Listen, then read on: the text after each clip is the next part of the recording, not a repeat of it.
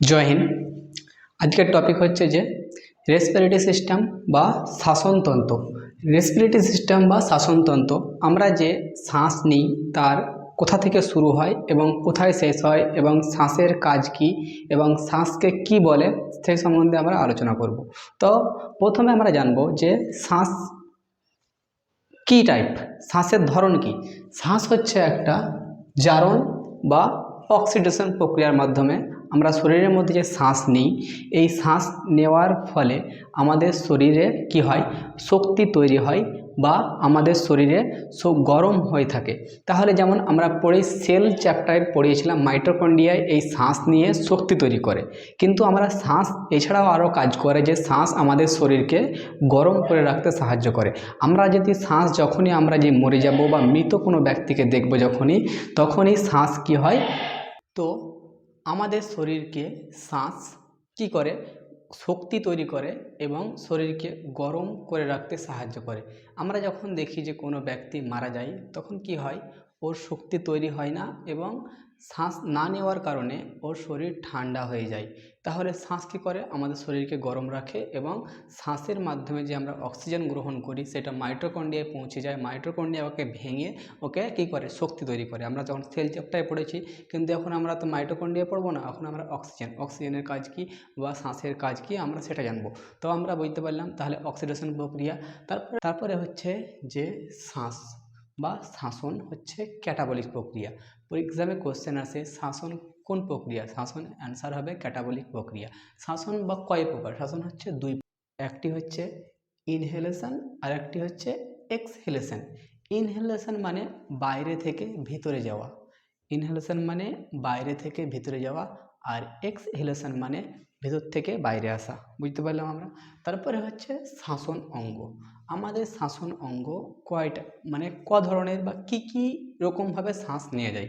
আমরা যত সব মায়ের দুধ, যে সমস্ত প্রাণী মায়ের দুধ বা প্রাণীর দুধ খেয়ে বড় হয়েছে তাদেরকে বলা হয় স্তনধার প্রাণী। আমরা হচ্ছে স্তনধার প্রাণী। যে সমস্ত প্রাণী দুধ খেয়ে বড় হয়েছে, মায়ের দুধ, তাকে বলবো আমরা স্তনধার প্রাণী।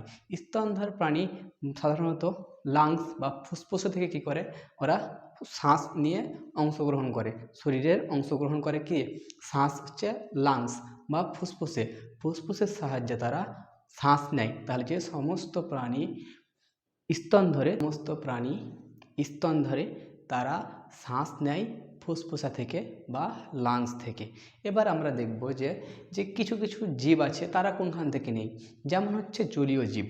জলীয় জীবে কি আসবে, যেমন হচ্ছে মাছ আছে জলীয় জীবে, আর পুকুরে অনেক কিছু জীব আছে জলীয় জীব কোনখান থেকে নেবে, যে সমস্ত জীবরা জলে ভাসে তাদের থাকে ফুলকা থাকে।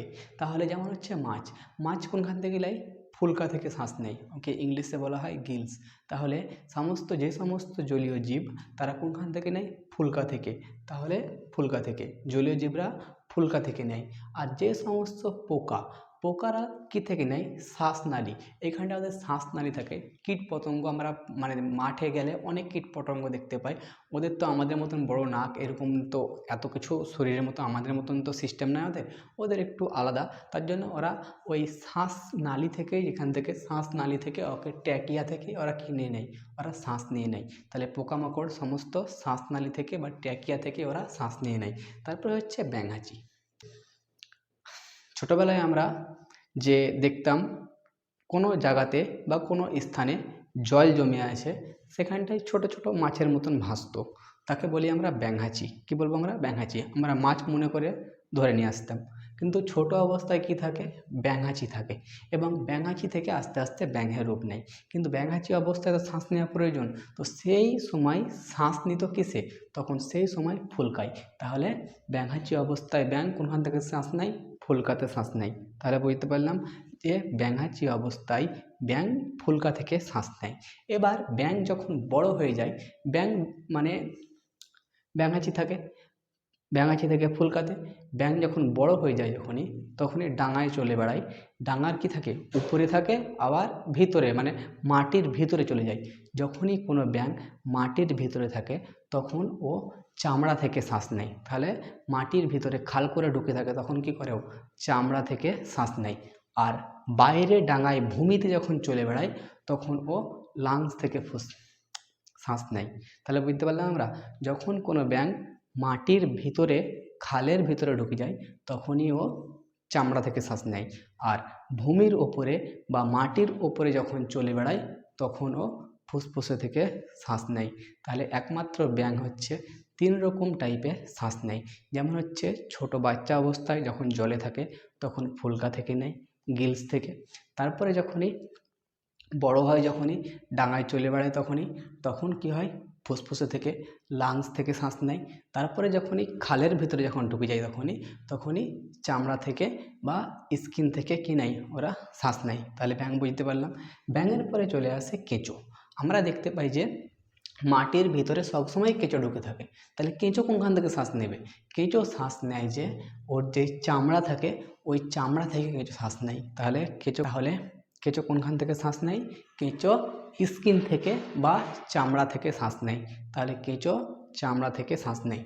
তারপরে হচ্ছে যে ব্যাকটেরিয়া কী দেয়, মানে যে সমস্ত শরীরে অনেকগুলো ব্যাকটেরিয়া আছে, এরকম আমি যেখানটা দাঁড়িয়ে আছি এখানটায় অনেকগুলো ব্যাকটেরিয়া আছে কিন্তু আমি দেখতে পাই না, ওরাও কিন্তু শ্বাস নেয়। ওদেরকে বলা হয় যে মেসোসোমে থেকে ওরা কি নেয়, ওরা শ্বাস নিয়ে নেয়। তাহলে মেসোসোম থেকে ওরা শ্বাস নিয়ে নেয়। তারপরে হচ্ছে মানুষ কোনখান থেকে? মানুষের 2 সাইডে 2টো ফুসফুসে আছে এবং সেই ফুসফুস থেকে আমরা শ্বাস নিচ্ছি। তাহলে আমরা বলেছিলাম যে মানুষ হচ্ছে স্তনধারী প্রাণী সব ফুসফুস থেকে বা লাংস থেকে শ্বাস নেয়।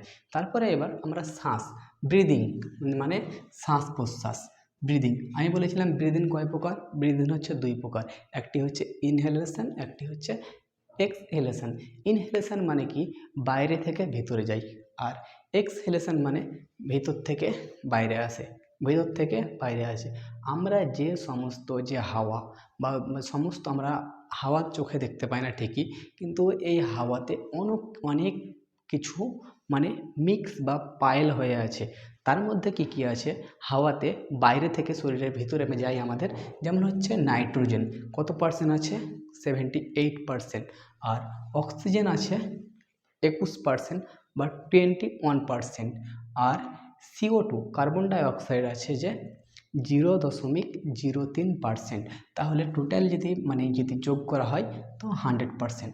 এখানটায় কিছু ছাড়া অন্যান্য কিছু গ্যাস আছে, সেগুলো কাউন্টে আসে না, কারণ 0.005 যখন পর হয়ে যায় তখন ওটা কাউন্ট আমরা করিও না, আমরা ছেড়ে দিয়ে এরকম করি। তো এগুলোই হচ্ছে মেন তত্ত্ব। তাহলে হাওয়াতে মেন হচ্ছে আমাদের বাইরে পৃথিবীতে কি আছে? নাইট্রোজেন আছে 78%, অক্সিজেন আছে 21%, আর কার্বন ডাইঅক্সাইড আছে 0.03%। যখনই এগুলো বাইরে শরীরের ভেতরে যায়, এগুলো কি যায়? শরীরের ভেতরে যায়, বাইরে থেকে শরীরের ভেতরে যাচ্ছে, এবং ভেতর থেকে যখন বার হবে, ভেতর থেকে ওকে বলবো আমরা এক্সহেলেশন। তাহলে এক্সহেলেশন যখনই তো ভিতর থেকে যখন বার হবে তখন কি রূপ নেবে? ভিতর থেকে যখন বার হবে তখনই নাইট্রোজেন 78%ই থাকবে, এর কোনো পরিবর্তন হবে না। তাহলে ভেতর থেকে যখন বার হলো, এক্সহেলেশন যখন হলো তখনই নাইট্রোজেন 78%ই থাকলো। অক্সিজেন কি হবে? এখানটায় অক্সিজেন দেখাচ্ছে যে 17%। কি হলো? 17%। এইখানটায় আমরা লক্ষ্য রাখবো যে যখনই বাইরে ছিল,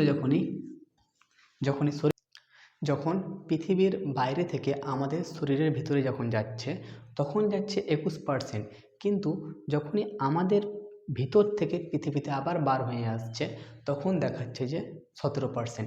এই 4% অক্সিজেন আমরা শরীর ব্যবহার করেছে। তাহলে শরীরের মধ্যে কত পার্সেন্ট অক্সিজেন ব্যবহার করে? 4%। তাহলে আমরা শুদ্ধ 4%, মানে আমরা শুধু 4% আমার শরীর অক্সিজেন ব্যবহার করেছে, বাদবাকি আবার ছেড়ে দিয়েছে। তাহলে কত পার্সেন্ট ছেড়ে আছে? 17%। আর ওই 4%কেই আমার শরীর তাহলে কার্বন ডাইঅক্সাইডে পরিবর্তন করেছে। তাহলে আমার শরীরে 78% নাইট্রোজেন বার হয়ে আসছে, আর আমার শরীরে অক্সিজেন গেছিল 21%, কিন্তু বার হওয়ার সময় আসে 70%। আবার ঠিক একই রকম আমার শরীরের ভিতরে ছিল, মানে বাইরে থেকে ভিতরে গেছিলো কার্বন ডাইঅক্সাইড 0.3%, কিন্তু ভিতর থেকে যখন বার হয়ে যখন আসে তখন কি আসে 4%।